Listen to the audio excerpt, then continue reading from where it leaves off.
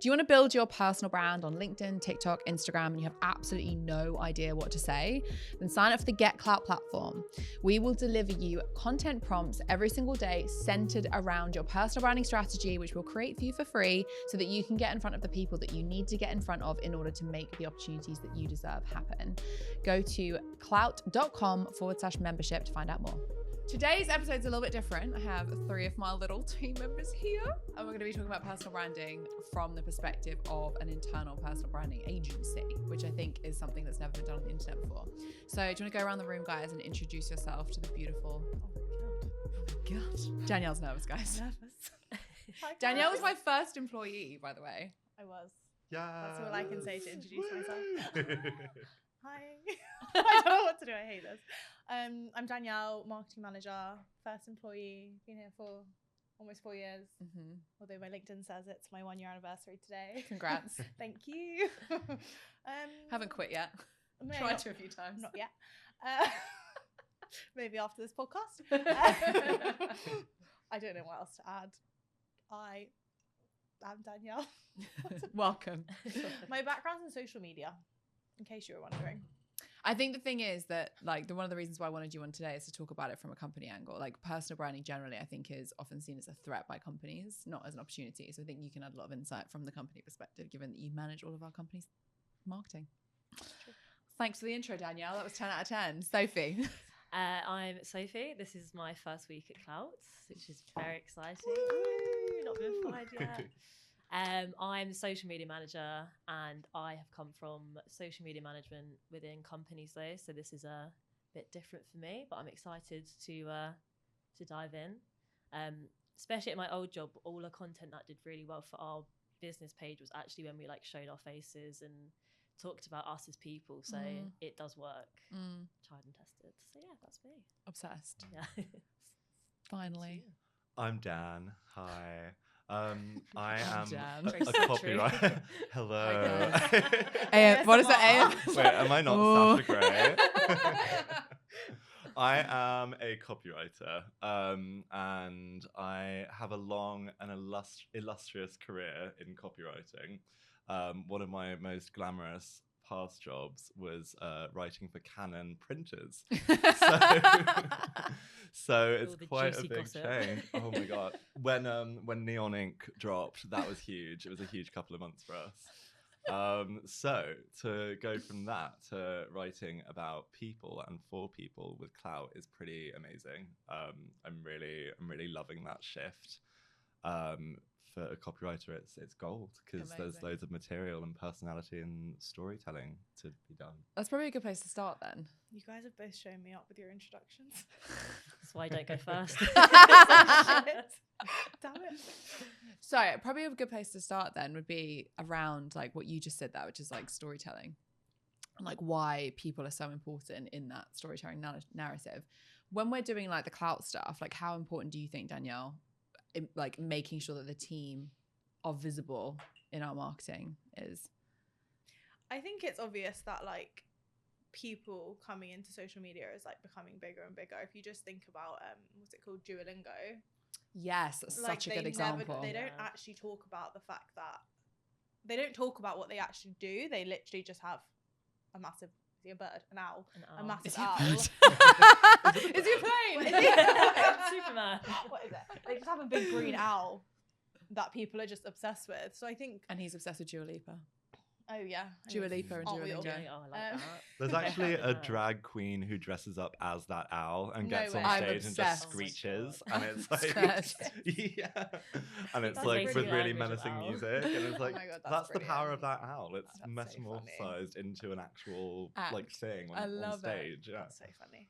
But yeah, I think there's so many brands now on social media that are just essentially all they're doing is posting about the people that work for them. It's the thing you were filming earlier, asking the different people who work at the company questions, and it's putting faces behind the brand is obviously working. Like you've said since day one, people buy from people. The more you can get people in the feed and people to connect with other people in your business, the more you are to be able to sell. So regardless of if it's a company brand or a personal brand, people are behind it. You know? And I totally agree with that. But I also think it's really easy to fall into the trap, which we have historically with our socials, which is why Sophie's here. Very excited to have you. Of like feeling like we have to tell people what we do as opposed to tell people who we are. Yeah.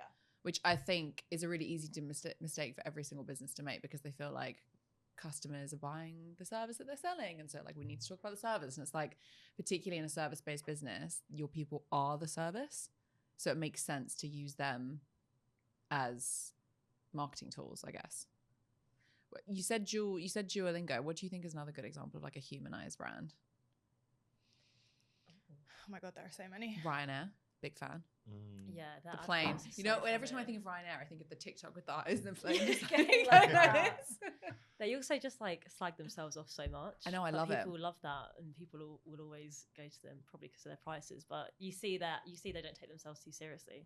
Do you think the part of the endearment then from customers to Ryanair is because it is like humanized? Like it's like that self-deprecating, very British humor. Yeah, definitely. I think because they say themselves like, we're not the best airline. Take us as we are. People are like, yeah, fair. You know what you're getting. You know what to expect. They're funny. People will always like a laugh. So I feel like Go the with thing with that also is like, you know that it's like some tired social media manager Yeah. writing that. Yeah. And like they are probably exactly the kind of person who would fly with Ryanair. yeah, exactly. So like it's this just really real moment. You feel that pity that I need to spend my money on Ryanair for this poor person behind the laptop. And it's like them bitching about their own company. It just Yeah. feels so real, and you can really picture that person sitting at their desk doing their Definitely. work rather than like whatever, this big faceless machine spurning big out corporate content. meetings that they probably don't have. Exactly. Do you know what's really funny? 70% of a buying decision is based on emotion, like even in B2B. So what you've just said there is really interesting, because the reason why you're saying people like Ryanair's content is because they can see themselves in it. And so even if Ryanair was like 50 quid cheaper than something else, they'll still buy from Ryanair because they can see themselves in Ryanair's content. Yeah, definitely. I don't know if there's any other good examples of that. I mean, Surreal, that cereal brand that's like I kind don't of like it, getting huge yeah. at the moment. They did, I mean, it's Yeah. not really the same vibe, but they had a like an out of home billboard, like a giant billboard in London somewhere. And it had a little plinth where literally they got two of their biggest salespeople to sit on the plinth with megaphones. I love it. And just like, so they were the advert, like Yeah. literal real people sitting inside a billboard. And I it was love great that. because like, yeah, got loads of attention. I would argue though that like Surreal is like gonna fail as a business. Why? I kind Why? of agree, low-key. Because low key, like what adults buy and eat cereal? But it's protein based, so surely Yeah. it's But- for adults, isn't No, it? I know. Okay, this is good. Do you eat it, or would you rather have a protein shake, or would you rather have a bowl of porridge? I don't eat it because it's unnecessarily expensive and it's not Yeah. actually that high in protein. Thank you. So So this, I think it's a good idea.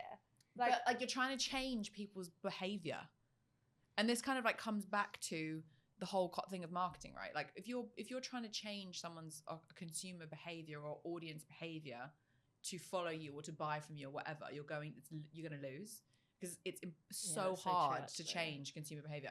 The average adult doesn't go and eat cereal every morning, even if they're on a high protein diet.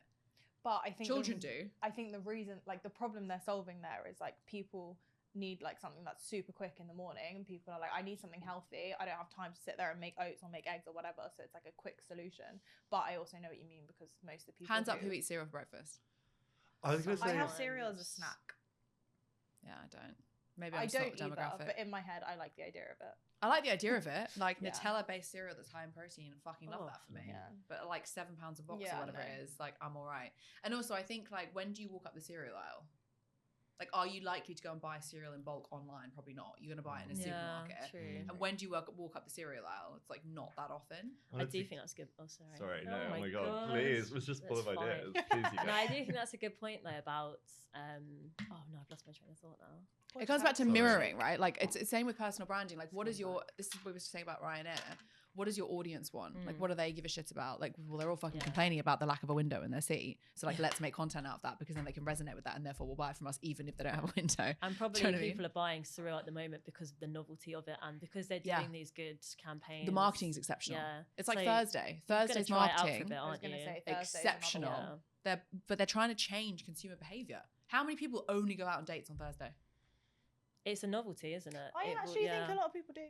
But only on Thursdays? It's not only on Thursdays. When you're early in dating, it's like a very common thing. If you watch Yeah. TikToks, people always do dates on Thursdays. They're like, weekends are for the girls or for the boys. I like that. Yeah. But that doesn't work for me because I've got kids. So it's every second Thursday. Can't relate. Thank God. Well, my ex-husband's got them. But no, like I think it's the same kind of thing. Like you're trying to change people's consumer behavior. I think that's really difficult. I think it's also why a lot of people who are starting to build their personal brand or starting to post on social like content for their company brand or whatever don't hit the numbers that they want to hit because they're not mirroring what their audience will relate to. I think a lot of people will go like Duolingo as an example. We're selling, what is it called? But like translation, learn how to speak a different language services. So like, let's talk about that. But actually no one gives a flying fuck about that. What they probably care about is the fact that they're dating an Italian chick and they want to know how to say hi to their mum, or like they want to look smart in front of their friends, or do you know what I mean? Like it's like what do your audience give a shit about, and then reverse engineering that as part of your strategy. Yeah, True. Interesting.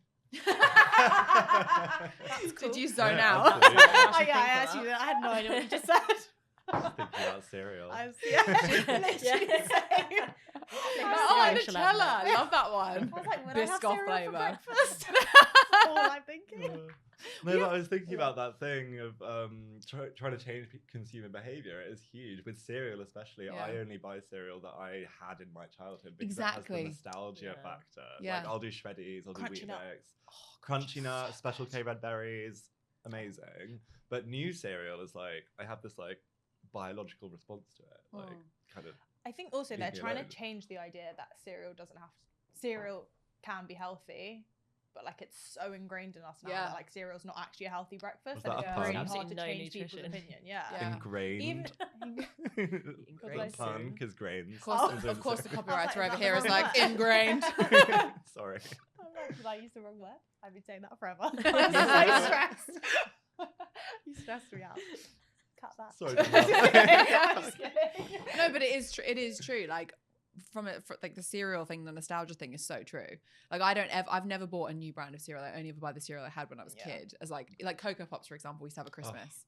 So I'm like, oh, Cocoa Pops at Love the Christmas. Cocoa Like I love that. I don't know if I'd ever Drinking buy milk like the new afterwards. versions of Cocoa Pops, like the white ones. I'm like, ew, Literally. no thanks. Yeah. It's The pink ones. pink ones. Yeah, they have pink ones. Interesting. I think they're Don't like do Oh, I would ruby not go near flavor. that. Ruby flavor. Yeah, like That's like not a white, flavour. like pink chocolate. Sounds expensive. Is that what ruby is? I think so. Interesting. Pink chocolate. Never It's like come white across that. chocolate, but has like Pink. a bit of a rosy flavor. I don't know what rose tastes like. Do you not? Have you not had rose water before? Oh, I do know what rose Tastes like tastes soap. like. Yeah, Oh. not a vibe. No, not really a vibe. Not Not my sold it kind to of me. Some thing. people kind of like it. What do you think are some of the like biggest trends in personal branding this year? I'll start in person. Nice. In person. Speaking gigs. Yeah. Yeah. But also like networking. yes. Like I think community is so grossly undervalued. Like everyone thinks about community as like an online community, but actually like I think the most powerful communities are the ones that are made in person. Like if you look at like football, for example, like the football community of a club is so deeply entrenched in like a family's culture because they see the same people every single week and they have the players that they all like and like that kind of stuff. Marketing meetups, for example. another Absolutely. good example. I saw Charlie XCX, the Yeah. artist. She was talking about sort of she doesn't like artists that are literally just the music. So Yeah. it's just the sort of online thing. She wants artists who have the whole brand, like the whole image. It's like a way of dressing, it's a way of talking, it's a way of thinking, and like something that people can really adopt. And I really like that in terms of personal branding because it's not just one thing or one channel ever, because that's completely limiting yourself, and it's not like a real like sort of world building exercise that people can buy into. I think that's when it really works, and that's in person, the power of in person as well. Who do you think does that really well? In the world of personal branding, Like anywhere. I think Charlie XCX does it really well. Yeah. People come to her concerts and bring like little bottles of poppers because that's a thing. There's like rituals and traditions Yeah. associated with it. And there are other artists like Lana Del Rey. Like she's not just a person, she's a lifestyle. Yeah. And I love that. Where about did her. she work for a bit? That in Lana Del Rey. You not seen her behind like the counter somewhere? No. Oh my god, wait, Yeah, you've definitely exactly. seen it, Things like yeah. that, like stunts, like where she Yeah. went and worked in a Not just like a a singer, she's a diner. person. Yeah, that was it, diner. But I think that's why people love Billie Eilish as well, because she's like a real person. She's Yes. not just like an amazing artist. Taylor Swift, arguably, as well. I'm not a big fan of Taylor Swift, but like Cut that out. You're gonna get so much hate. her music's good. The Swifties will. Her music's Swifties good. are But heavy, okay, heavy cool. numbers. Let's talk about the Swifties. Like, why do people give a Ooh. shit about Taylor Swift? I'm a believer. Just so everyone knows. Justin, in case you're listening. Yeah, Justin, if you're watching this. I don't really Maybe get the having a hype. baby. I don't really get the hype around Taylor Swift, but I know people just like, you know, they love her music so much because they all sing it from like their hearts. They go, like, these lyrics really like, resonate with me. Yeah. I don't know much about Taylor Swift though, apart from she just has like millions and millions of Swifties that would follow her. Well, that's Follow like her to I the never beach got the guys. thing either until I watched the documentary Miss Americana, and then I Okay. was like, I was crying, like I was in tears watching that documentary because there's a story there. You know when Yeah. Kanye dissed her, like Yes, that broke yeah. her for like Mm. a couple of years, and now she's like rebuilding herself and everything. But yeah, I think just releasing a documentary that's a massive personal branding thing, isn't it? And Yeah, that's literally definitely. how I bought into that whole world. Not that I'm the biggest Swiftie ever, but like I'm a bigger one than I was before I saw the documentary, Interesting. for sure.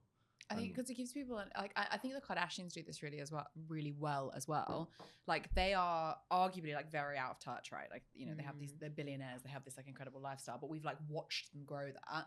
But I think the reason why we all love and hate them is because they're so honest with like what's going on in their life, like the cheating, the breakups, the IVF Yeah, struggles, definitely. the ex-husband who won't let them leave, like the ex-husband who had a drug overdose, like you know every single thing about their life, and a lot of what they go through, even if it is slightly different pay grade to us, is still human and relatable on a human level. Like your ex-boyfriend cheating on you, how many of us have experienced something like that? Or like something you're doing failing, how many of us experience it? Or fighting with your siblings, or falling out with your Yeah. best friend. Like all of these things are human experiences. And to your point about Taylor Swift, like that broke, you said there, you literally said like, oh, I cried at that because that thing with Kanye West broke her. We've all experienced that, a version of that.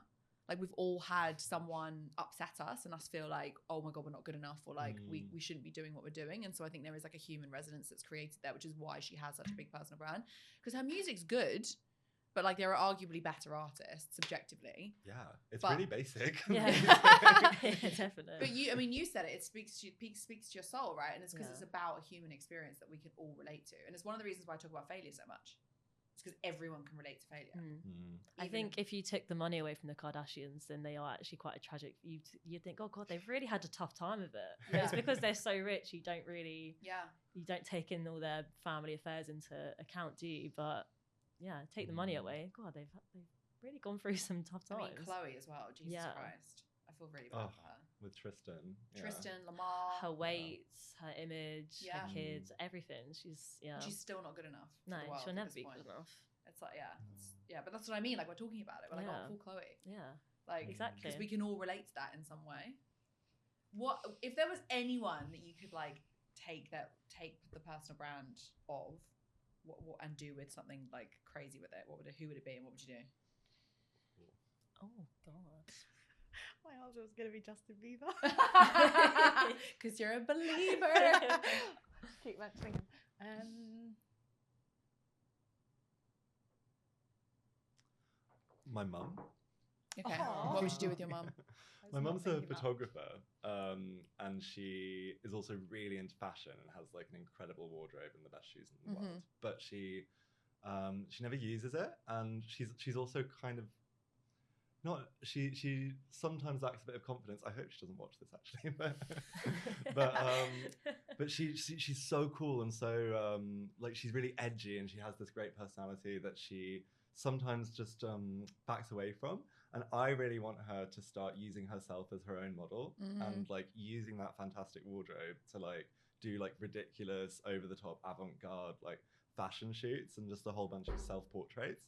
I'm really trying to convince her to do this, and I think she could become one of those TikTok ladies that like goes out there and looks outrageous, and people compliment her in the streets because she looks so fab. And yeah, I think she could really start there. But it's just because I know that she has this thing that she's not really leveraging yet. And it's all just this like fear of what other people are going to think. And I think as soon as that wall came down, she could be really cool and huge. She is cool, but she could be huge. I think everyone has that. Love that. Like every single one of you were like nervous to do this, but now it's chill, right? It's taken you 4 years to get me here. I know. Taking me 4 days. 4 weeks for you. Yeah. Oh my God. The rule of fours. Guys. The universe. But like, what is that? Like, what stopped you from wanting to? Because you only, it's funny because you've always been really good at social. Yeah. But like, you only put yourself on social last year. I know. But you can I edit that, think- can't you, as well? You can the content you specifically put out, you can rehearse and then say it and then edit it. Like a podcast is, we're all being filmed at this current moment saying what we are. You can't really think about it too much because it's more of a conversation. But is that scarier or is that easier? I'd say scarier. Really? Yeah. What, being able to edit? No, Doing this? Yeah, doing this. Oh, boy. Because you've got to have the thought right now and then say it. You know, sometimes with social media, you can kind of plan out what you're going to say. And I guess you can do it in this as well. To be honest, my answer is not a particularly helpful one because for me, it's like the better I do, the more likely I am to actually get my face out on social and like film stuff and like be willing to be in videos. Like if this did really well, I'd be like, let's do another one. Whereas if this doesn't do well, I'm like, no, you will never see me absolutely again. not. It's the same, no, literally, I quit. It's the same reason with I'll like chain you to this desk. Someone's gonna come to my house into my basement, and Danielle's gonna be, but I'm like, help me. Amelia's forced me to film podcasts every. No, but like, for example, on my TikTok, I've been doing that for a year, and it grew really quickly to where it is now. But I still refuse to talk to a camera. Like I've literally not got any videos where I'm actually talking to my camera, and I have almost 30,000 followers. But because I've never done it, I'm like, I don't want to do it and it do badly. Why are you so scared of that though? I don't know. It's like a therapy session. Yeah, now. honestly. No, but I think it's just the judgment. It's no one has But of ever who? like judged. No idea, because no one's ever judged me, and every single time I talk to people about it, they're like, "That's amazing. That's so cool. You should put your face." I know I'd be able to grow my following like triple to what it is now if I actually started talking to the camera. I just can't. You can. I know I can, but I can't. I do think it's scary though when it's your own personal accounts as well. Like I'm quite happy doing this because it's for clout. And if it was like the Sophie podcast, I'd be a bit like, oh God. I'm more confident speaking on socials, doing videos and stuff if it's for a business. But then I guess you just need to grow that confidence. I was literally the exact same. Like Klowt socials, I used to get my face on all the time. And I'd like every Friday I'd sit there and film 5 videos for the following week, whatever. Talking as well. Yeah, talking to the camera, but on my own socials, no way. What? Even though that's like, obviously I'm passionate about social media and personal branding, but like I built my personal brand in like the fitness and health space because it's something that I've been passionate about forever. And I still just can't talk about it, which is so weird. What do you think is the difference then between like the company versus your individual ones? I think you almost have something to fall back on when it's a company thing. Right. It's kind of that thing of like, well, I have to do it. It's my job. Right. Yeah. There's no like cringe in it because it's like, it's part of my job. Right. Whereas when it's your personal one, it's like, I'm just trying to be famous. It feels really like ego driven when it's not, but it feels it.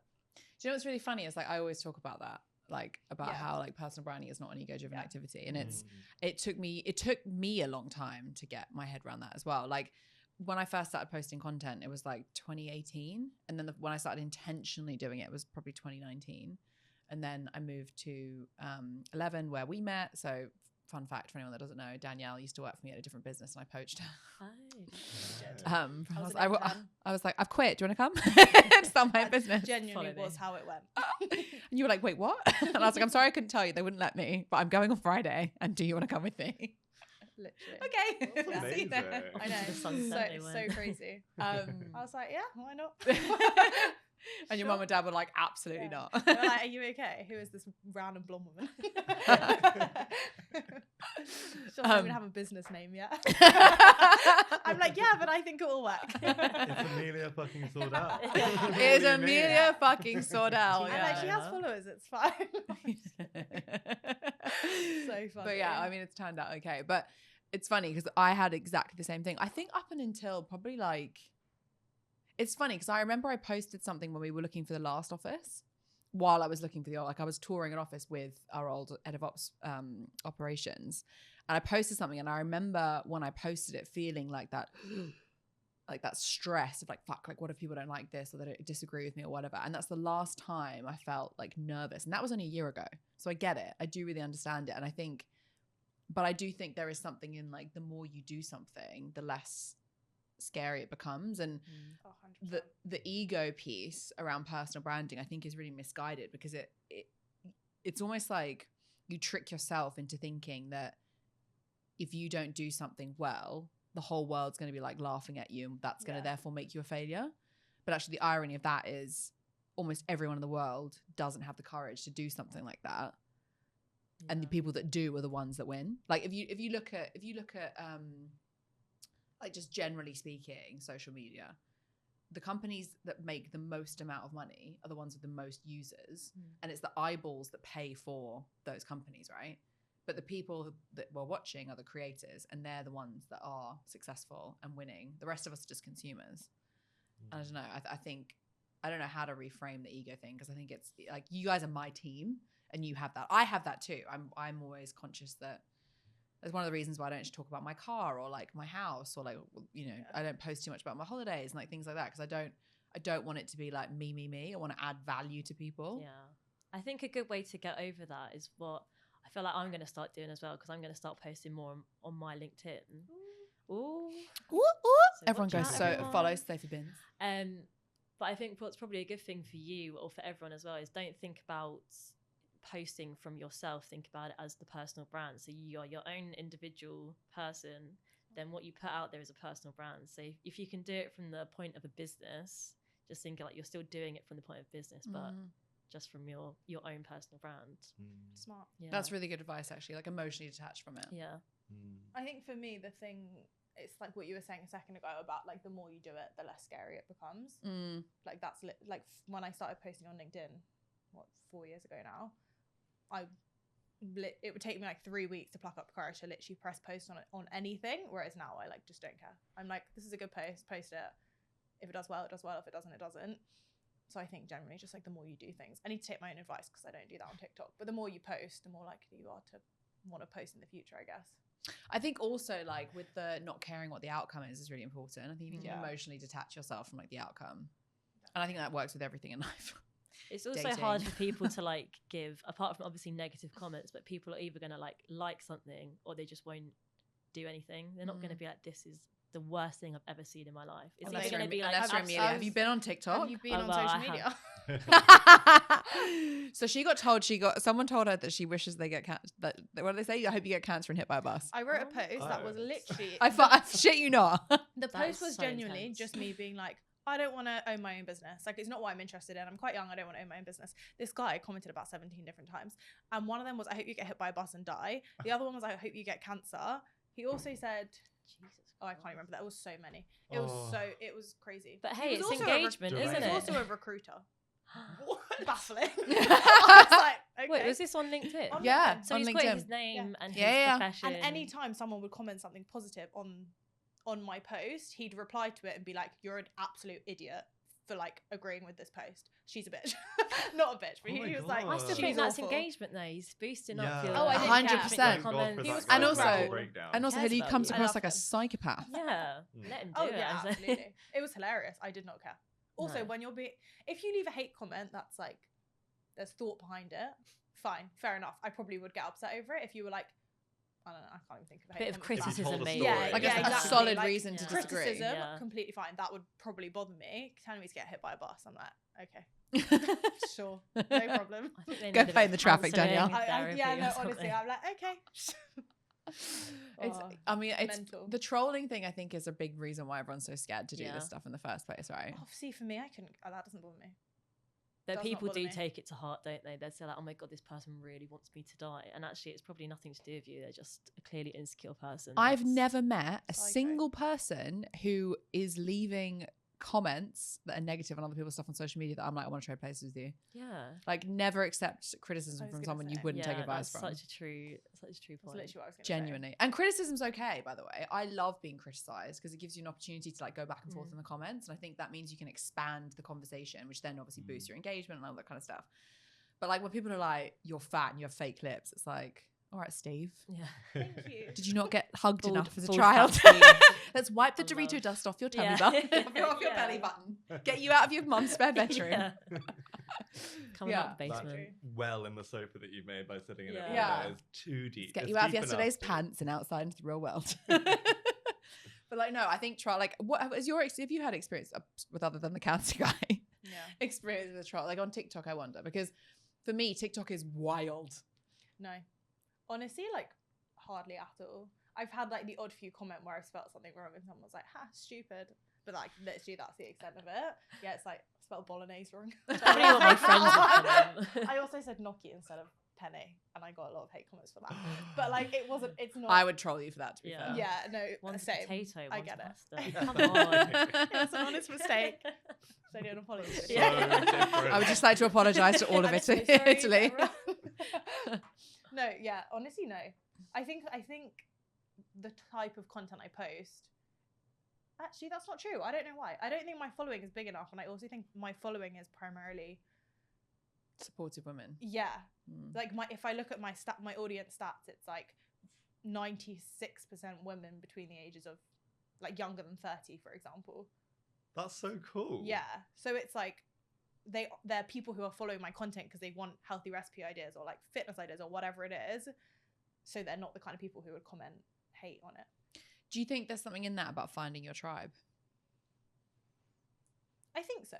To be honest, I think you're always going to get hate, and the bigger you grow, the more likely you are to get hate, which is why you get hate on TikTok, because you're also in an industry where it's primarily men. Mm-hmm. And like people often, it's like Grace Beverly always talks about it. People hate women being successful Mm. and like always want to hate on them for being successful. So you're always going to get hate in that remit. Yeah. Whereas mine is like content that women typically follow. Yeah. I also think because I'm not afraid to like talk about quite contentious topics Yeah, I don't talk about anything controversial. because I don't care. I do. And it's not, that's not true. I care what people think about my character, like deeply. Like Yeah. I would feel really upset if someone, like we've had experiences before when like people who know me have said like unpleasant things on my social media. Yeah. And that really upset me that's because I'm tough, like, you yeah. know me. And also everyone that does know me knows that that's not the reality. And that's the way I kind of like quantified it in my head so I don't have a nervous breakdown. But I think people that don't know you, I can give two shits if like Steve from Colchester. Sorry, Steve from Colchester. I always use that as an example. You do love Steve from Colchester. I do. Every time I talk Maybe about you should someone date being a him. knob, I'm like, Steve from Colchester. I'm sorry. You're If your growing name his is- personal brand, you know? I know. If your name is Steve and you live in Colchester, I apologize. There are probably so many Steves in Colchester, and they're all terrified of you. They all hate Probably me. have, like, a club. I use that as an example in a live talk once, and then the Angelica Bell, who like girl crush, was the host, was like, "Is there anyone here from Colchester called Steve?" And there was like two people that had it. And I was like, "Shit." I hate you. I was like, "I love you. I used to live in Colchester. I'm so sorry." But like, who cares what they think? Like, I think it took me too long. If I could leave a message for anyone, including everyone in this room and anyone listening, it took me way too long to understand that no one else is going to help you live the life that you want. And I think when you live your life for other people, including not talking about the things that you're really passionate about talking about online, you're only limiting yourself for the pleasure of other people. Like no one else is going to be there at the end of your life and go, "Well done for being so like politically correct and polite." Yeah, that's so true. You're not going to get a pat. There's no medals for that. There's no pat on the back. There is literally just you looking back on your 90 odd years going, "Fuck it. I wish I'd done this, and this, or I wish I'd said that." No one has ever got to their deathbed and gone, "I wish I hadn't." Yeah, you don't regret the things you have done. You only regret the things you didn't do. Correct. Yeah. And I really do like prescribe to that with content as well. Like there's very little, I know who I am as a person. There's very little I think I could say that's going to fuck up my life. Like very little. So like, why not say it? You could really do one of those LinkedIn posts like, my grandma died recently, and this is what it taught me about Yeah. posting LinkedIn content. Yeah. I love them. Or the moment I was like, I was reading a story to my son this morning, Yeah. and this is what it taught me about sales. Yeah. LinkedIn influencers be like, I helped this So dog cross the funny. road before then- my interview. Turned up to the interview, the dog was the It was CEO. Yeah. dog. They hired me immediately. I have a My question. favourite. Yeah. What about cancel culture then? Fuck cancel Mm. culture. But would you not be bothered if you got fully cancelled then? I don't think I can be cancelled because I don't care about it enough. Mm. And I mean that genuinely. Like, if you look at, and these are all like, you know, take the political. It's funny, we were talking about this literally yesterday in the office. Ollie, one of our video producers, we were talking about saying things that trigger an emotional response. And he was like, yeah, but what about Andrew Tate? What about Donald Trump? What about, you know, Candace Owens and Ben Shapiro, etc.? And I was like, yeah, they're great examples. And he was like, no, they're terrible examples. I was like, no, you're misunderstanding what I'm saying. If we look at the strategy of those people, they are saying things that are polarizing. Whether you agree with their opinion or not, they're triggering something in you. And that is exactly what you should be doing with your personal branding content. I actually think Andrew Tate's personal branding strategy is fucking exceptional. Oh, definitely. Like, Yeah. he has worked out that there is a segment of men in the world that make up a very large portion of like consumer buying behavior, who feel underrepresented, who feel angry for whatever reason, and have certain issues in their life, like dating, like not having enough money, like whatever. And he has just pulled that lever and over and over and over and over and over and over and over again. He's found what his audience care about and mirror that in his content, rightly or wrongly, you know, whatever your political kind of associations or opinions on his particular personality and content is, his playbook is fucking great. Yeah, but that's not the only audience he has. He then has an audience of women who think he's so sexist and will watch his stuff just to be outraged by it. And then you get like anyone else in different demographics that will watch his content just because they want to be enraged and disagree with him. Donald Trump's another good example of that. Yeah. He won the presidential election off the back of that strategy. Yeah, definitely. Like, people, like, you grow your audience not just from your specific audience, but then everyone else who has an opinion on it. Well, It's great like, what they do. It's like a repellent and a magnet, right? Like and that's why I think it's so important to be opinionated and like have an opinion about stuff, because who wants to follow someone who's just like, yeah, well, this might be like what I think, but what do you think? Yeah. And it's like, no one gives a shit. That's me. Yeah, but you don't talk at camera. I know you've got strong opinions about loads of things. Yeah, I just don't voice them. Online, Yeah, no. you do in person. Yeah. I'll say stuff and you'll be like, no. Yeah. You're so sassy. Yeah. I'm not. Don't call me out. Yeah. No, Yeah. but seriously, to do like a really boring copywriter thing, that's literally a storytelling device, like saying something that is literally there to be rebutted. Yeah. It's like and but therefore it's like South Park uses it, Plato used it. It's a storytelling structure, because if you tell a story that's literally like this happened and this happened and this happened and this happened, you sound like a 3-year-old telling a story and everyone falls asleep. But if you say this happened and this happened, but then this thing happened, therefore this was the result, that's how you build an interesting narrative. And if you're doing that with even just your LinkedIn posts, and then the comments are the but, then you're building this story like with your audience, and it's this interactive thing that literally is a storytelling device that's as old as time. So I love that. I love that. If someone's listening to this and they're like, I want to start posting, let's like break it down by channel. How would you? I love this question. Bosh. Yeah. She's in the room, baby. Yeah. She's listening again. She's She's off paying the attention. cereal and she's back into the podcast. Sorry. I'm saying How would you apply that? You just use LinkedIn as an example. How do you apply storytelling in a way that gets your personality across? Like, because a big part of your personal brand is copywriting, and a lot of people are shit at copywriting. Yeah. Because they do that thing where they're just like, and then, but also this and maybe that. But I don't agree with this. But I also consider this as everyone's perspective. It's like, that's not how you build Get a to the brand. point. Like, Yeah, but also have a fucking opinion. Yeah. Like, my whole thing is like, I don't mind having a polarizing opinion, because I know people are going to come back to me with every other version of what I've said, which means I then have an opportunity to have a conversation in the DMs or in the comments about it, which drives further engagement, right? So definitely. Create thoughts. tension. Yeah. Yeah, positive tension, Positive tension, because otherwise it's just boring. But you do need to, I mean, this is the thing that I don't understand about people like Andrew Tate. I don't think he even believes half of what he says, but it still works. Because I would say with personal branding, you need to believe what you are saying. But Have you ever watched think. long form of his content? I haven't sat down for like a full hour. I So couldn't do that. So yeah, I fell down a rabbit hole because I was like, this guy can't really be like this crazy.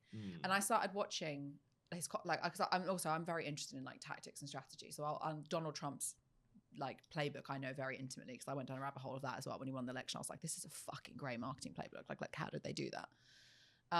And if you look at his long form stuff, he's actually not that contentious. Yeah.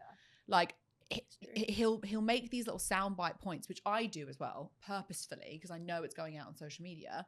But what's wrapped around that is quite a, not always positive, but relatively like, center right opinion. And I think a lot of people, if they watched his long form stuff, because he's got this massive contentious personality on TikTok particularly, everyone's like, yeah, I've seen his stuff, he's a fucking misogynist, da da da da. But if you actually look at his long form stuff, he's actually very complimentary about women, and he's very pro women, having equal pay and like all this kind of stuff. But he's also very pro men should be provide like traditional values. But the thing that comes out, which is why I know it's strategic, the things that come out on his socials are these micro doses of like stuff that they know is going to drive engagement and therefore drive sales of his Hustlers University, which is why I thought it was very interesting when he was banned, coming back to your question about cancel culture, because that decision I don't think was actually particularly fairly made. Because if you look at his content across the board, it's not hate speech. But then if you look at other people's stuff, it is hate speech, and they're happy for those people to be. That's in the platform though, trying to do what's right by the users, isn't it? They go, oh, they like people don't like him, we must get rid of him immediately. That's you're right. It's not free speech in that sense. No, it's not. And they want to please users. There's people saying a lot worse things. Than what he says. Like I've seen some very questionable things go out on Twitter as well, but TikTok that. Like you can literally report and they'll come back and be like, this doesn't go against community guidelines, and it's like, how? Yeah. Like literally how? Yeah. It's an interesting kind of like conversation broadly around like how you position your content to get the maximum ROI. And like goes back to you were saying about storytelling, right? The story that he is telling is like, you feel underrepresented, I'm here to be your best mate, pay me $99 a month and I'll help you win. Like I sent this tweet to my friend this morning because I knew he'd love it because he loves Andrew Tate. And it said something along the lines of like, we're halfway through your year. How you going, brokey? Or something like that.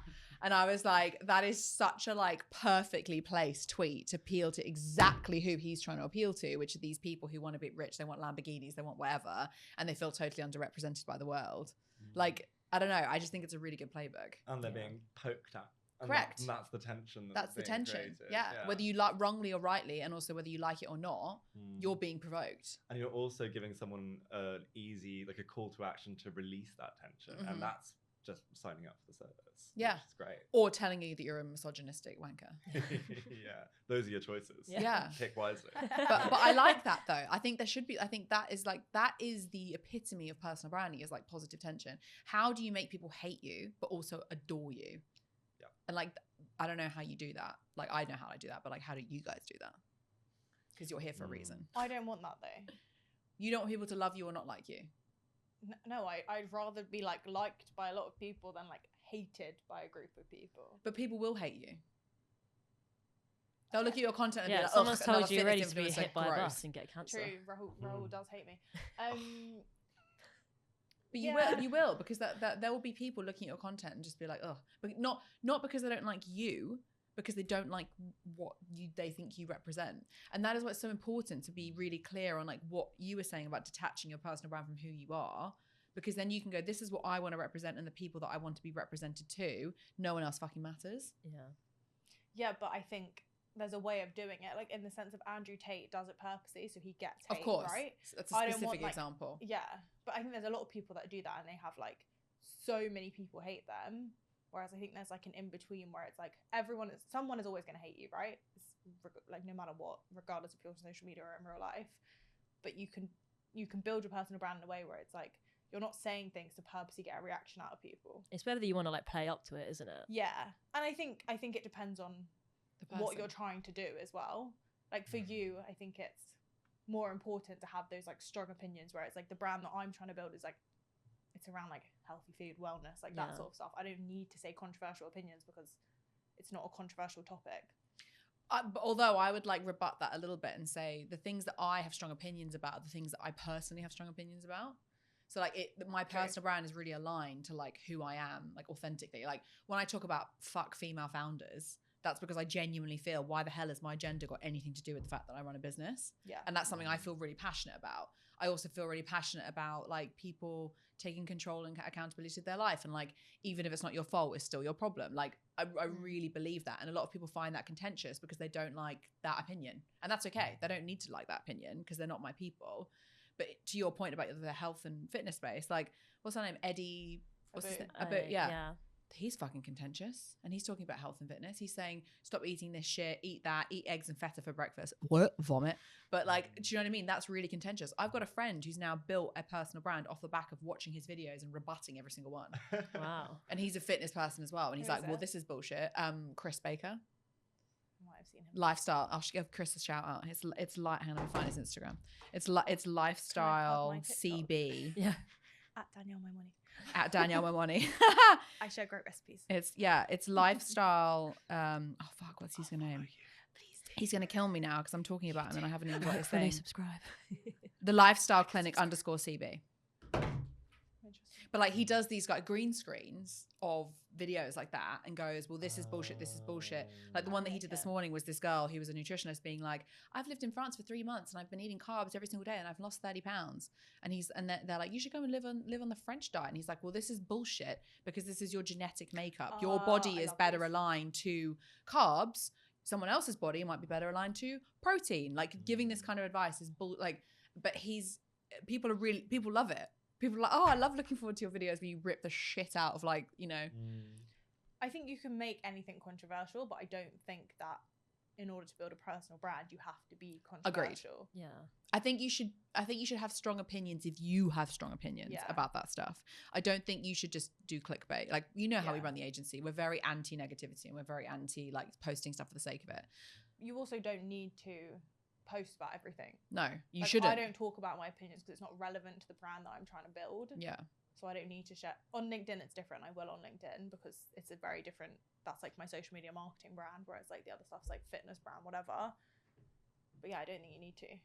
I don't think you need to either. I think you should if it aligns to who you are as a person and what you want to be known for and who you want to be known to. Yeah, I think also your experience on the topic helps. Like you're saying about like fuck female founders. If that was just like a man saying that, like a cis man saying that, you think, well, why have you got such a controversial opinion? But you're saying from your own experience of being a female founder, actually, this is why I think fuck them. So that's really important. You're not just trying to create controversy. You're saying, this is my opinion. People might agree, people might not. You're not just trying to aggravate people for the sake of it. No, and I do say that whenever I talk about it, I'm like, this might not be for you. And that's okay. But I don't personally like the concept of like Boss Babe, for example, gives me the ick. Like, no. But for some women, they find that really empowering. And I love that for them. Like, I'm not just because I'm anti something doesn't mean I'm not pro that for someone else. Do you know what I mean? Like, I think there is a duality that you can have in your opinions. Yeah. And there's a reason why I'm saying that, because it's based on your experiences. Correct. Which is your personal brand. Yeah. Like, it's made up of your story, your experiences, your opinions, your everything. Yeah. I think people just forget on social media that people are allowed to have different opinions. Yeah. Like everyone gets so offended, but it's like, it's literally my opinion. You can disagree with someone else's opinion and still respect them. Yeah. Like we the four of us will have very different opinions about lots of different things: politics, religion, money, capitalism. Like I could shove 1,000 different topics on the table, and I guarantee all four of us will disagree on most of them. Yeah. But we can still all respect each other as people and like each other as people. Yes. And I think social media has really driven, for better and for worse. Like I love the fact that it spreads information and you can find stuff out really fast. Like I think the Israel-Palestinian conflict is a really good example of that. Like you can access information really quickly. Same with the Donald Trump stuff. You can access information really quickly. But because of the way that algorithms work, is it only feeds you stuff that you like and engage with, which then completely polarizes a conversation because you think that everything you're seeing is the truth because that's all you're seeing. Yeah. when actually what social media should be about is like sharing an unhomogenized view of the world, where like you're exposed to different cultures, you're exposed to different things, you're exposed to different points of view, so that you can make a better informed decision. I think yeah. that's why social media is so dangerous though, because people don't see anything from the other side. Like they see one opinion and like one thing of what's happening. Yeah. And I think that's so dangerous. It's like I have a conversation with somebody about like whatever the topic is, and I'm like, where did you get this information? It's like TikTok. Yeah, of course. I'm like, okay, but have you looked into it outside of TikTok? I'm not saying what you're saying on TikTok is wrong, but have you like looked into the opposite, like the other side of that? I'm guilty of it myself. Like I've shared things on my stories where like I've done no research, and then I actually have a conversation with someone who's like involved in it, and I'm like, oh, that's actually not my opinion. Like this isn't even true. I'm just sharing this because everybody's sharing it. Because it's triggered something in you. Yeah, because you like feel guilty. Of course you do, but like, or it will upset you if you see really sad news or whatever it is, because we're just humans. But I think it's so dangerous.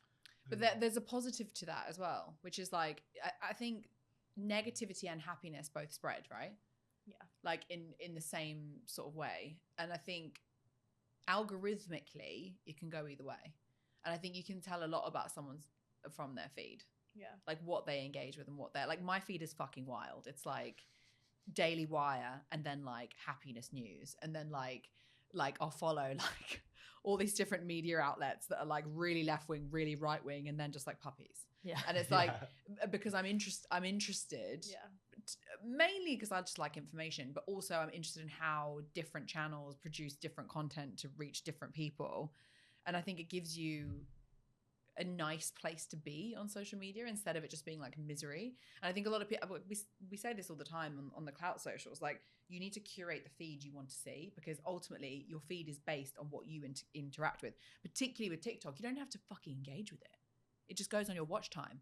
Yeah. So if you watch something and it goes, oh, you like that, is it going to give you more of that? And like, whereas all the other algorithms, you have to engage with that content in order for it to come up in your feed again.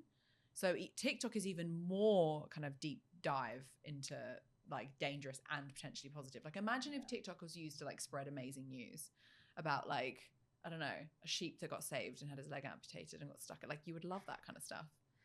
But we don't. We use it for other things. I love TikTok so much. When it was introduced to me, it was introduced exactly like that. You have to use the platform really intentionally because it's going to completely change your life, because it changes your feed and that changes your life because it changes what you can consume. And like, just to go back to the Andrew Tate conversation, like I do engage with Andrew Tate because I want to, because of the echo chamber thing, and I don't want to be in an echo chamber, but also because I kind of want to know what the other side is saying, so I know how I feel about it and like can prepare my arguments if I ever hear people saying that shit in real life. But now I'm starting to doubt if I'm even getting like the real Andrew Tate. Go and have a look at some of that long form stuff, not just for him, of like everyone. Like, and the thing is, it will confirm or deny your opinions, which is what I love about like YouTube is my favorite channel at the minute, if I'm honest. Nice. Like I'm loving the long form stuff because I think you get context that you just simply don't get. It's hard to keep up the facade for like an hour-long podcast, isn't it? But like to like 30-second videos, it's very easy to give an outrageous opinion. Yeah, and also be edited to give an outrageous opinion. You know, that's personal branding trend, more long-form content. Oh, there we go. Back to trends then. Okay, so we said in person. In person, we think is going to be a big trend this year. I mean, I think that's going to be like networking events, like meeting people in real life, you know, all of those things. I think there's a massive window of opportunity for people who want to build their personal brand as well to be doing things like this. Like go and pitch yourself onto podcasts, go and pitch yourself onto panels, go and pitch yourself onto webinars with Danielle and Money. I know. I got asked to go on one the other day. Why didn't you go on it? Petrified. I'll come and be your wing woman. It was a speaking gig. I don't think I can do that yet. Yes, you can. Maybe one day. I'll train you. Please. I don't think I can do it. Yes, you can. 100%. We've got a newsletter coming out about it soon. Okay, I'll read that and then I'll do it. 100%. You can do it. You know this shit. Yeah, I know, but I'm not good at being put on the spot. Yeah, so prepare. You'll be fine. My brain goes blank. I don't know. So the best piece of advice... You're just like, no. The best piece of advice I was given was by Harry Hugo, who's the co-founder of Go Agency. Like just exited to WPP. Like absolute fucking legend. Shout out Harry. He said to me when I first did a speaking gig, I was really nervous. And he was like, can I give you a bit of advice? And I was like, yeah. And he said, every single keynote that you do, you should have the same 30 seconds, every single one. Because when you memorize those first 30 seconds, it like immediately gets rid of your nerves because you know it. And then you just ease into it's so easy then to segue into the rest of your speech because you don't get that like, fuck, oh my God, what am I going to say? I've completely forgotten, because you have the same 30-second opening every single time. What if it's like a panel and you can't do that? Well, they're going to do an introduction, right? They're going to be like, so can you go around the introduction? So you have this, you can still say the same introduction or a variation of it. And I still do that now. Like every time I do any kind of speaking thing, I have the same introduction every single time. I've been doing that for 3 years. And that's also great because the first impression is the most important. So if you Yeah. can nail that, like same as an opening line for a LinkedIn post or whatever, then you on the hook for a TikTok video. Yeah. Then you've got your audience. Yeah, exactly. So next trend. You said long form content. I think YouTube is going to come back. I've started watching YouTube again. I used to years ago, completely stopped watching it, and then the last like few months or even few weeks started watching YouTube again. Way more people are getting on YouTube. I think if you want to build your personal brand, YouTube is probably one of the best platforms to do at the moment. You can monetize because, it as well. Yeah, monetize, and also so many people have stopped posting on YouTube because they've moved on to TikTok and stuff like that. That I think it's going to be a lot easier to grow on that platform than it will on others. Yeah. And it's so easy to connect with people on YouTube because the videos are long, people are talking to the camera. YouTube. What should people be posting, do you think? Depends on depends what you want to be known for. Like, I think this kind of thing is really easy because it's like you're talking about a said topic, but like with multiple different people. So like one of the reasons we put the podcast on YouTube is because from the SEO perspective, it's easier to find. So like we might call this podcast like Personal Branding Trends of 2024, or like why Andrew Tate's personal branding strategy is the best in the world, or like something like that, because people will Google that type of thing. And obviously Google owns YouTube, and so you're therefore more likely to come up in search results and all that kind of stuff. But actually, particularly when you kind of tie in the community element and the shorts into it, you then have all these other like almost like pipes out of like the main thing to reach people, which you just don't have on other platforms. It's one of the reasons why I think Pinterest is such a great tool for personal branding, because if you can get on Pinterest and tag your socials, backlink them onto Pinterest, you're much more likely for people to be able to find you who otherwise wouldn't be able to find you. Yeah. So YouTube and podcasts. And in person. Yeah. I think blogs as well. I was going to say blogs. That's what Sarah Ashcroft said on that talk. She did, yeah. And that's stuck in my brain, and now I want to start a blog. Mr. Copywriter, what do you think about blogs? Yeah, blogs, beautiful, love them. No, blog style newsletters I think are really huge as well. I'm bored of seeing newsletters that are like ridiculously graphic, and it's like GIFs and whatever, flashing numbers and symbols and lightning and confetti and who do you subscribe to? I feel like this is like I want to be in it. Yeah. Sounds like a party. Yeah, it's just a rave in my inbox. Join. Yeah.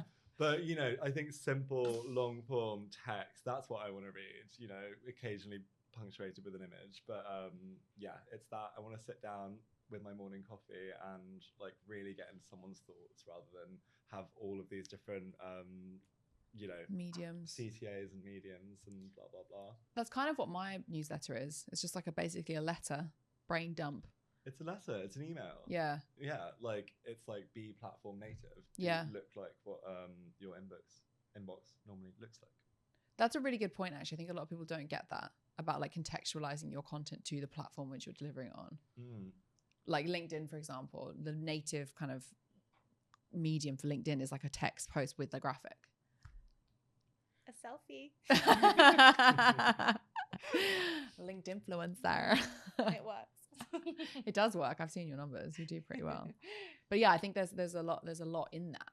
And I think a lot of people are scared to do that kind of thing because they can't hide behind it. Absolutely. And also I think a lot of people think that no one likes to read anymore. But I think that's kind of bullshit. Oh, it's 100% bullshit. Mine has an average of 56% open rate. Absolutely. Your newsletter does it incredibly. And I think it's because it is that long form, also really personal because it's called In My Opinion. And I love that. Classic. But yeah. That's a good name. Because it just makes sense. And it's a story people want to read. But also we all read a lot more than ever, really. Like think of all the words that you consume when you scroll through your feed in the morning. There's a lot of them.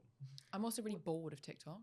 like that medium of just like video. It's a bit like an overstimulation. I quite like the calmness of like sitting down and like reading something. Yeah, makes you feel very academic. I was literally gonna say I feel so stupid if I sit on TikTok for half an hour. I'm like, my brain is rotting, whereas if I sit and read a newsletter, I'm like, I'm so smart.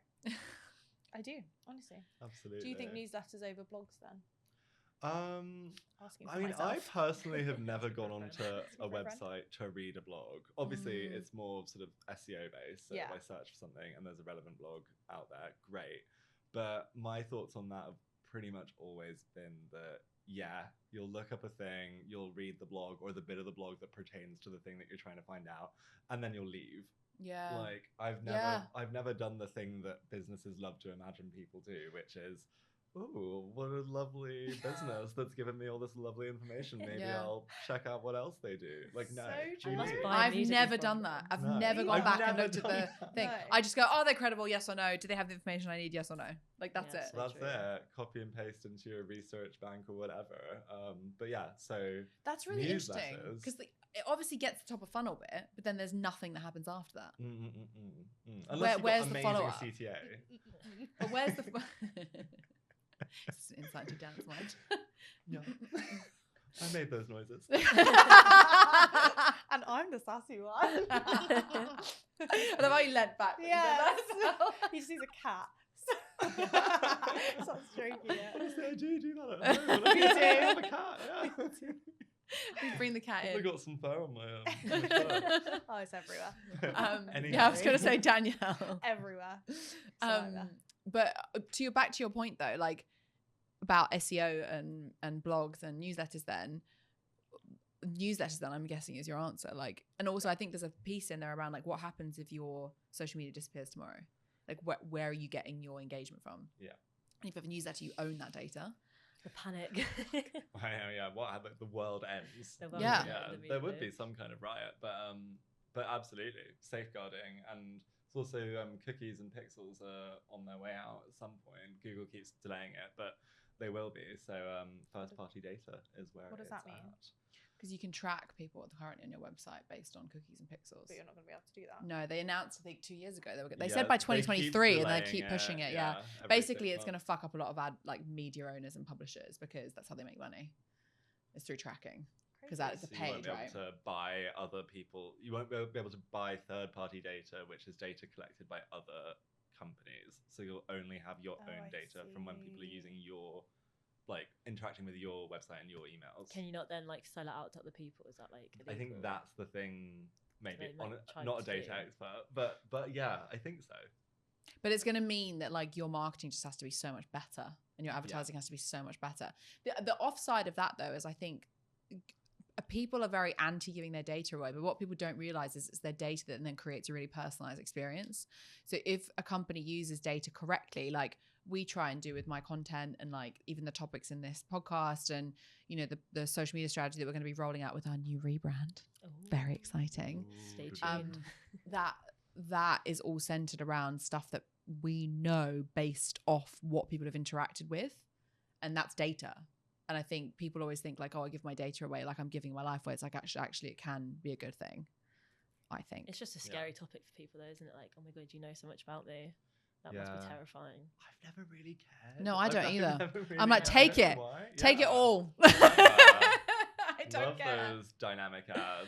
I love it when you send me personalized cult beauty things that you want me to spunk £200 on that I can't afford. It's my favorite. You know my skin. It's great.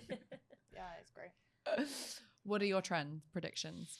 Personal branding 2024. I don't know. She's been in personal branding for 4 days. I know. It's my fourth yeah, but I love it though because you're looking at it from the outside in.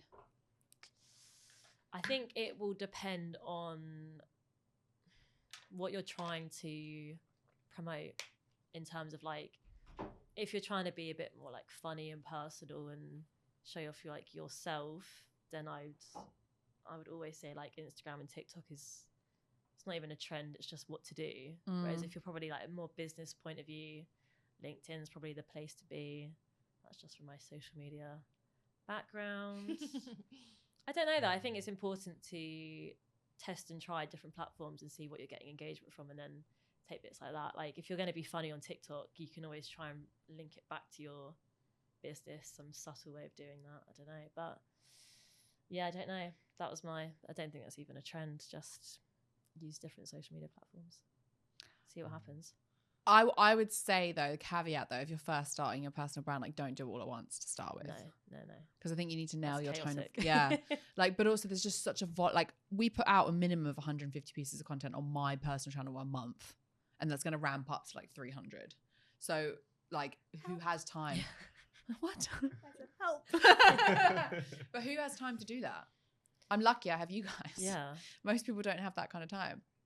But in that though is like find where your audience spend their time and then start there. Yeah, because you can also like try and test, like do a few videos on TikTok and Instagram and LinkedIn, see what them does well, and then be like, right, I actually perform better on TikTok for this content, so I'm only going to make specific content for TikTok. You don't have to do like 7 pieces a week, just 2 specific ones for that. Then Instagram, do something different.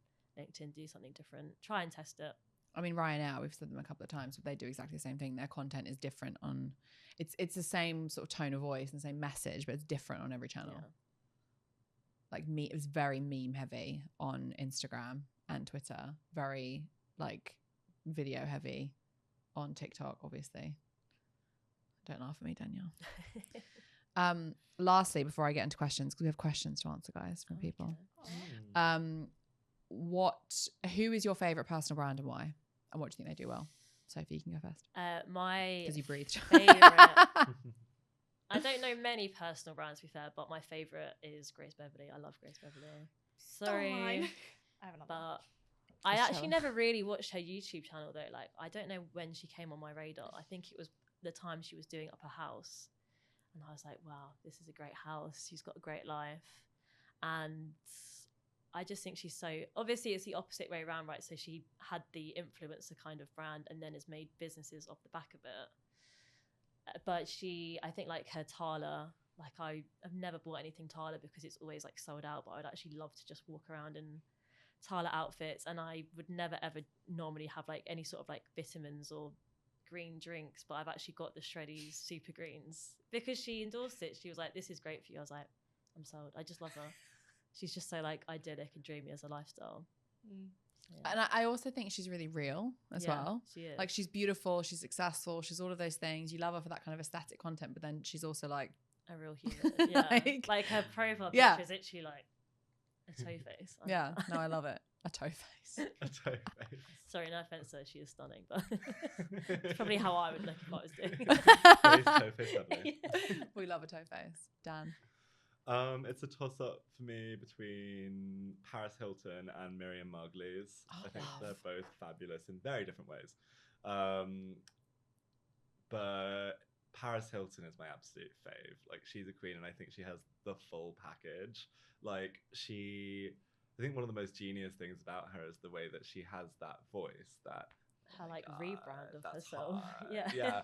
But exactly, she's rebranded, and she's like over the years sort of slowly revealed her actual voice, which is like much deeper, and she talks like a normal sort of Californian gal, and but she will still do both, and I think that's like the ultimate like version of authentic, because she's showing us both sides of herself, and it's not in a two-faced way. It's in like we understand now, also based on that documentary, This Is Paris, that she uses that like fake raspy voice as like the baby one. The baby, oh my god, that's hot. That's I love hot. it. Sliving. I'm sliving. And she exactly right from The Simple Life. She's been doing it, and she's been killing it, and we all fell in love then. And she's one of those people that we've all grown up with. But like, yeah, the fact that she has catchphrases, even like, come on, that's personal branding. Like, I think I in agree. my opinion, everyone needs a catchphrase. Yeah, She's like the OG personal brand. She literally is. Yeah, She is. great. Yeah, so, she was like, she invented reality TV basically. Yeah. The Simple Life. Yeah. Yeah. I'm obsessed with Paris. Like, I want to be her when I grow up. You know, they're bringing The Simple Life back. I know. I heard.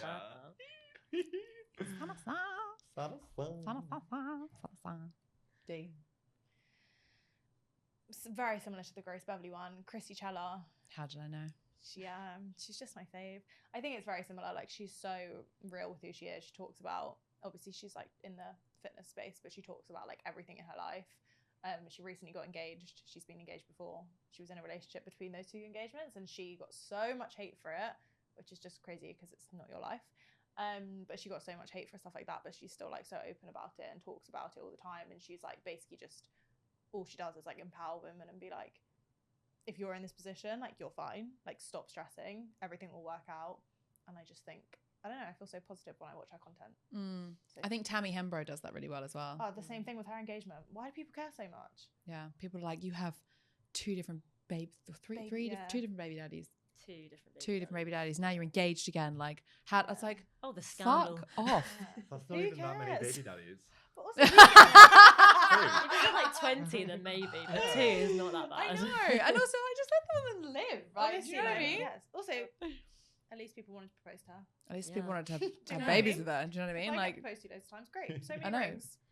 Winning. Love it. Multiple jewelry. Love it. We love that for I us. can have an engagement 1 for ring each on hand. Okay, I don't know if he's my favorite personal brand, but I think he's a really good example of someone who, I've got 2.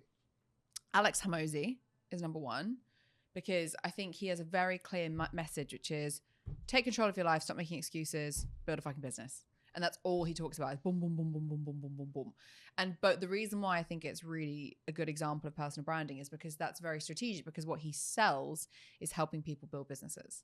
And so he's coming from his experience as a founder of building a business and like the relentlessness that's required to do that, while simultaneously engaging people that are exactly who he's trying to engage in order to sell the products and services that he's selling.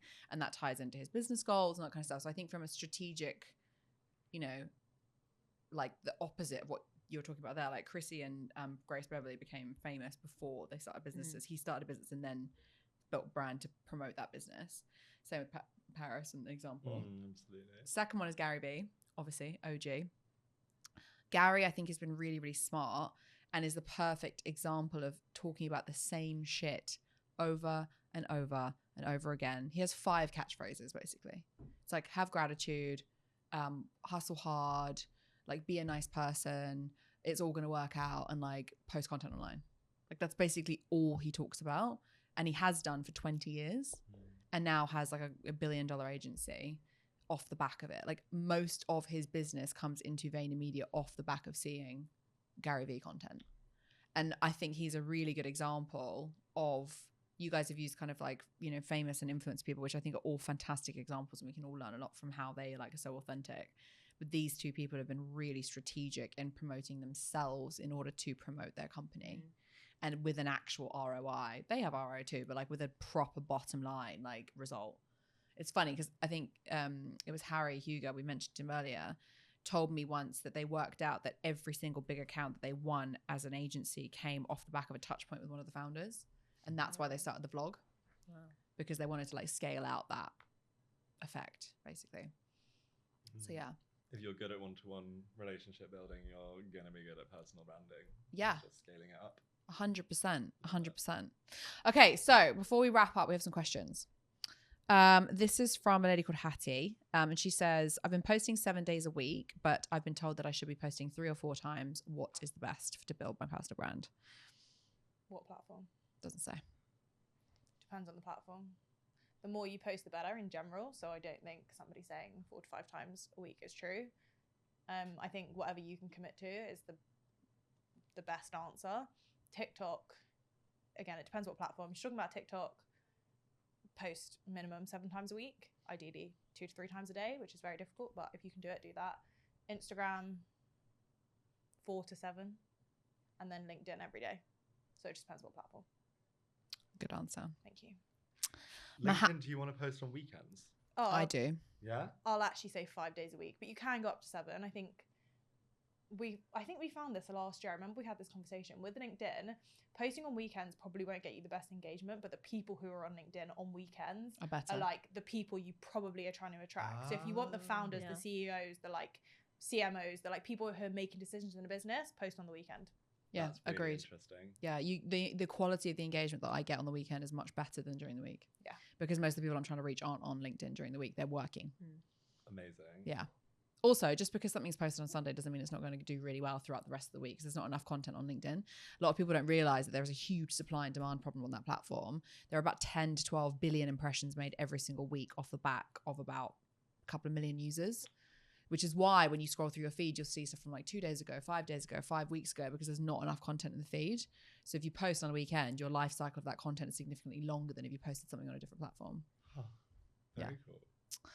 This is from Mohammed.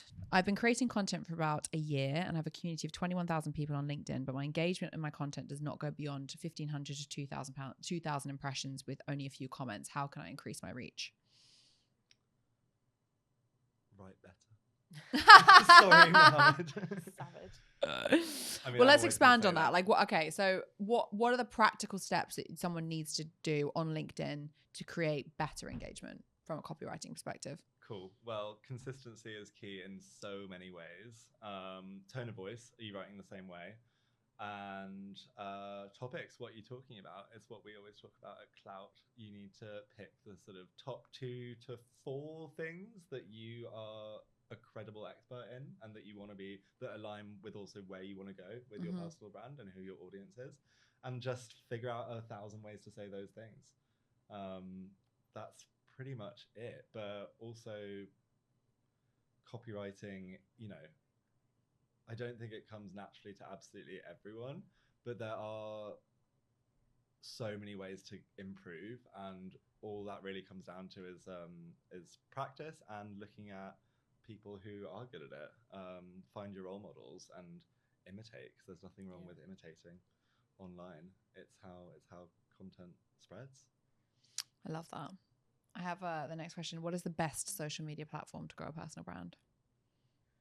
Wherever your audience are. I was going to say, it depends on your personal brand, doesn't it? Really? Like, who are you trying to appeal to? How do you think someone could figure that out? You just need to be super clear on who your audience is. If you know your audience well enough, you should know the answer to that question. Yeah. And if not, Google. Yeah, do your research on the platforms, who's using the platforms the most, and then go from there. I literally did this in my newsletter last week. I said that you need to, and if you don't know the answer to that question, you can just ask your ideal audience. Like, find some people that you know who are in that demographic and say, where do you get your information from? And normally there'll be a pattern that forms with most of them. But yeah, I hate the idea of like, what's the best channel? Like, the best channel is where your audience is. It's like, where's the best party? Well, what do you want? Like, what kind of party? Are you a raver? You pop an acid, or are you doing kombucha? Like, it's a slightly different vibe. Like, do you know what I mean? Or both. Or both, yeah. Maybe. In Tulum, maybe, yeah. What the hell do I post about on LinkedIn? What do you want to be known for? Yeah. I'm just answering your questions. Yeah. But it depends what you want to be known for. Or I actually was writing a post on this yesterday. Ask yourself, what are you passionate about? What are you interested in? And what is a problem that you can solve, or what is a problem you have? It's like ikigai. Ikigai? Yeah. No It's like what the world needs, what you're good at, and what you can get paid to do. Oh yeah, there you go. Like, ask yourself those questions. Write down answers to all of them. It can be like 15 different answers, and then look at the answers you have and be like, what can I actually commit to posting about every single day for the next 5 to 10 years? Like, what am I passionate enough about to be like, I can talk about this every single day? That's probably your answer. Yeah, mine's slightly, like, for me, it kind of starts with your goal. It's like, what is your goal? So my goal is to generate revenue for Klowt, like, primarily. Secondary goal is I want to be known as a personal branding expert, but that is so I can generate revenue for Klowt. Yeah. Second to that is like, so who do I need to attract to make that goal happen? Typically marketing people, founders, executives, entrepreneurs. Okay, what do they give a shit about? And so I do, like, a lot of my content is about personal branding, but from their perspective, and also talking about running a business from their perspective, because that's what's going to create resonance in order to get them into my network, which will then pay for the services that we provide. It sounds really simple because it is, but sometimes it can be, people overcomplicate it, I think. There will always be one underlying goal, won't there? Yeah, it has to be. Always, like, what's the point? And it has to be bigger than 10k likes. Like, you dream bigger than 10k likes, people. Please, for the love of God. But I also think what you do really well in your content, and what everyone should be striving to do with personal branding content, is exactly as you've laid it out. That's your sort of framework, that's the skeleton, and that's what, like, when you're doing an exam question, you always come back to the question. But in terms of how you answer the question, where the sort of creativity comes in is just telling stories, real stories, things that you've been through and that people can relate to, because it's great to have the business goals and you absolutely need that, but then you do need to interpret that in a slightly creative way that's relevant to you and that is true to something you've experienced. Otherwise it's not, it will just read as salesy. Yeah. I think content should sell a lifestyle, a dream, or a painkiller. Like you need to trigger something in someone. Like like for a lifestyle, for example, would be like, I started at 0, now I have 200,000 followers, and like, here's what it's delivered to me in my life. Build your personal brand. A painkiller would be like, you're struggling to get leads. Like, here's how you can create a future pipeline. Build your personal brand. Like, you know, I started dreams.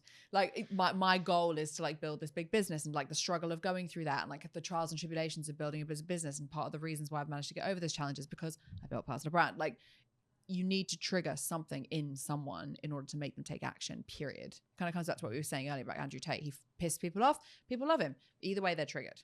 And that's ultimately why people buy from him. Last few questions. How do I convince my CEO to build their personal brand, in brackets, love the pod, by the way?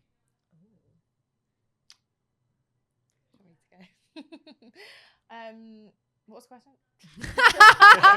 How do I convince my CEO to build their personal brand? Maybe they could do it themselves and then go like, here's the proof. That's what I did. Yeah. Here's the proof. I've become really successful. Why don't you do it too? That would be my suggestion. And proof in general, show them other CEOs who are doing well. Yeah. Like proof's in the pudding. Mark Zuckerberg and Elon Musk are good examples of that. Get them on a call with us and we can convince them. Yeah. Yeah, I'm pretty good at sales. Bring them to lunch with us today. Bump I'm into trying to you. think of my actual answer to that question. You speak about this a lot. Yeah, I What's do. your answer? I think my honest answer is that you as an individual get 561% more reach online than your company brand by sharing exactly the same message. Also, I think it's 43. I'm going to get this stat wrong 100%. Let me double check actually, because I posted about it today. 43% of your company's market value is dependent on the CEO's reputation. So if you're not proactively taking control and are visible as a CEO, you are losing money to your competitors, period. Whether that be through candidates, whether that be through talent, whether that be through commercials. Like, if you don't have a good reputation, which requires effort and visibility, you don't exist in the world. And I think the number one asset that a business can have is attention. I actually think attention is the only thing that fucking matters in the world. If you think about everything, the stock market, your salary, your ability to be able to find the love of your life, your friendships, everything depends on attention. Everything is dependent on attention. And it's always the companies, people, brands, countries, like political parties that get the most attention that win. Always. It's the attention economy. It is. It's a real thing. And what you said is so true. CEOs speak money. They speak bottom line. And so if you can put your argument into their language, then you're going to win them over. Yeah, 100%. Okay, last question, and then we'll do the rest one next week. What are some of the things that viral LinkedIn posts have in common, and what can I learn from them? The structure of the post, like a hook at the beginning, like the first sentence needs to be super Engaging. Like, engaging. We call it punchy, don't we? Like, it needs to like punch people in the gut. Ideally, like a story or like something personal that you've done. Short sentences, lots of white space, and a graphic. Eyes in the camera, like Bella Porch's like the first ever viral piece of content on TikTok was literally like her eyes perfectly following the camera in that little like lip sync she did, and it was like nothing, but it was incredible, and everyone remembers it. I think eyes are important. On LinkedIn. On TikTok, aren't we talking about TikTok? I mean, LinkedIn, but TikTok's also an answer. I mean, to be honest, I actually think that framework follows for all, right? For all channels. It's like, have a good hook. Yeah. Have it, like, I call it the content sandwich, right? Your top of your bread, the top piece of bread on a sandwich is your hook.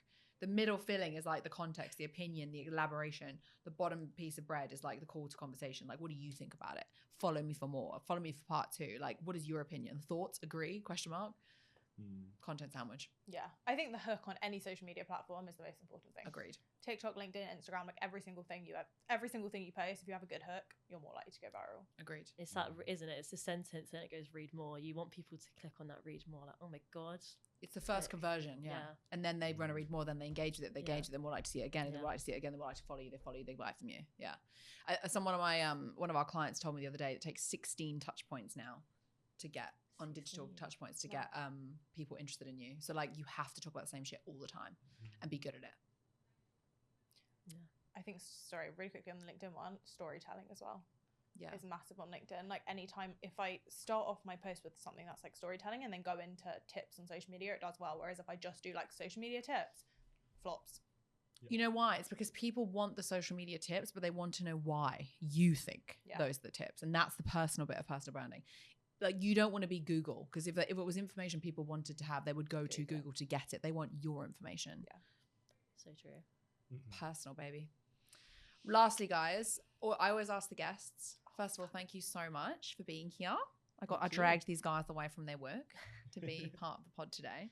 I also think it's nice for you guys to like meet the team and like see who's behind Klowt. In your Klowt purple shirt. I'm here for it. Is it Barney? Is it Klowt? We don't know. Is it a plane? Is it a bird? Is it a bird? We started off like that. It's Superman. I always say like just fucking post it. And I think that's like a philosophy more than anything. I think that about everything. Jump out of a fight, jump out of a plane, just fucking post it. Like it's the same kind of shit. I'm gonna start with you because you giggled. Oh no.